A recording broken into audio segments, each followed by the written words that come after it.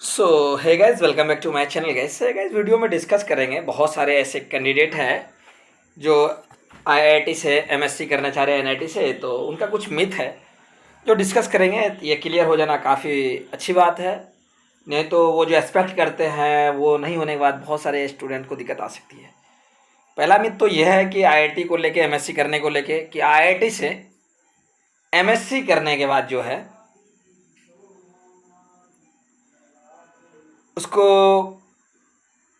किसी tech company में placement नहीं मिलेगा, जो कि ये बहुत गलत मिथ है।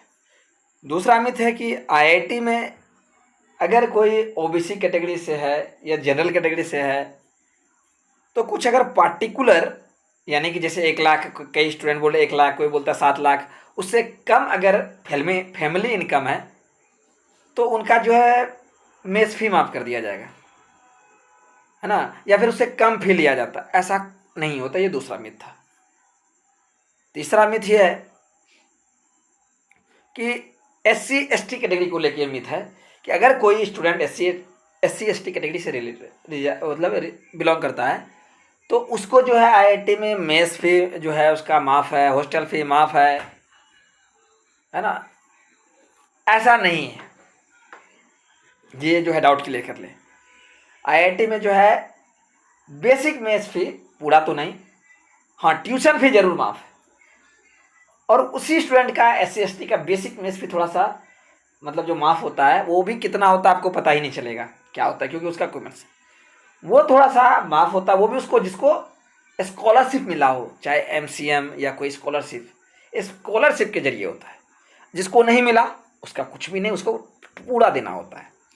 कुछ स्टूडेंट का कहना है कि ओबीसी कैटेगरी से बिलोंग कर रहे हैं और 1 लाख से कम फैमिली इनकम है तो उसका जो है ट्यूशन फी माफ़ हो जाता है। तो कुछ कह रहे हैं ये माफ़ हो जाता है। अरे कुछ भी माफ़ नहीं होता, इस पर हम एकदम ना रहे, ठीक है ना। कुछ स्टूडेंट को लगता है कि आईआईटी में एमएससी करने जाने के बाद हम प्लेसमेंट की तैयारी कर लेंगे एमएससी के दौरान और हम प्लेसमेंट अच्छा खासा ले लेंगे। ये भी एक मिथ है, अभी तक ऐसा नहीं देखा गया। आईआईटी की लाइफ इतनी हेक्टिक होता है मास्टर की, एमएससी की, तो आप तैयारी कर ही नहीं पाते हो। ये भी आपका मिथ है। अब दूसरी बात ये रहा कि आईआईटीज में क्या बीटेक वालों के लिए, एमटेक वालों के लिए अलग कंपनी आती है और आप एमएससी वालों के लिए अलग आती है। तो बता दूं आपको, अगर आईआईटीज में 50-100 कंपनियां आई प्लेसमेंट के लिए, उसमें से 2-3 ऐसे, सिर्फ 2-3 मात्र रेयर केस समझिए कंपनियां आती है जिसको सिर्फ बीटेक वाला चाहिए होता है। बाकी उनको जो है कोई भी कोर्स करने वाला हो, उसका जो क्राइटेरिया है, उसका जो एग्ज़ाम होता है, जो इंटरव्यू होता है, उसको क्रैक करता है, उसको वो अच्छा खासा पैकेज देके ले जाता है।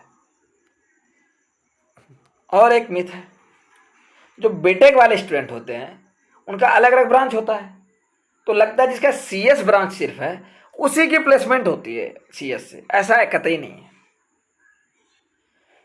सिविल वाले, इलेक्ट्रॉनिक्स वाले, है ना, और इलेक्ट्रॉनिक वाले, ये सारे लोग जो है ना उस जो है सीएस वाले के से प्लेसमेंट के लिए अप्लाई कर सकते हैं, और करते भी है कई लोग, और होता भी है, क्योंकि सबको कोडिंग वगैरह सीखना होता है।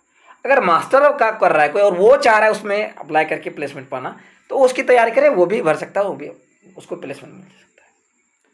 तो इन सब, दूसरी बात ये भी आईआईटी से क्या मतलब जो है लोन और स्कॉलरशिप। देखिए, कुछ कुछ ऐसे स्टेट है जिसमें स्टेट गवर्नमेंट ही जो है आपको लोन प्रोवाइड करा देती है। जैसे बिहार स्टूडेंट क्रेडिट कार्ड, उनको वहाँ से लोन लेने की ज़रूरत नहीं है। आईआईटीज़ में क्या है कि कैंपस में उसका जो है बैंक होता है, तो वहाँ पर आपको उसके बैंक के थ्रू लोन आपको मिल सकता है। और जैसे जैसे बैंक बोले, यानी जिस टाइम दे इतना टाइम पीरियड के अंदर, वैसे वैसे उसको जो भी डॉक्यूमेंट है आपको देना होगा।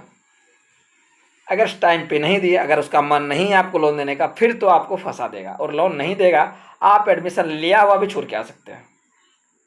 ये मेरे बैच में हुआ था। जैसे